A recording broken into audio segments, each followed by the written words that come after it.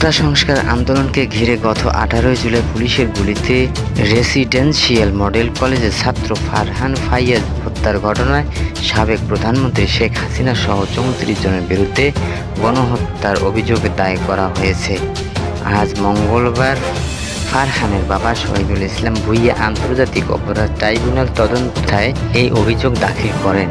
মামলার অন্য আসামিরা হলেন সাবেক সেতুমন্ত্রী ওবায়দুল কাদের, সাবেক আইনমন্ত্রী আনিসুল হক, ঢাকা দক্ষিণ সিটির সাবেক মেয়র ব্যারিস্টার ফজলের নূর তাপস, সাবেক বস্ত্র ও পাটমন্ত্রী জাহাঙ্গীর কবির নানক, যুবলীগের সভাপতি শেখ ফজলে শামস পরশ, ছাত্রলীগের সভাপতি সাদ্দাম হোসেন, সাধারণ সম্পাদক ওয়ালি আসিফ, পুলিশ কর্মকর্তা বিপ্লব কুমার সহ 34 জন। তাদের বিরুদ্ধে হত্যা ও গণহত্যা সহ মানবাধিকার বিরোধী অপরাধ সংগঠনের অভিযোগ আনা হয়েছে।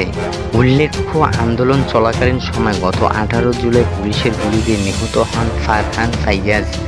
2025 ব্যাচের শিক্ষার্থীদের সঙ্গে এইচএসসি পরীক্ষার অংশ নেওয়ার কথা ছিল ফাইয়াজের।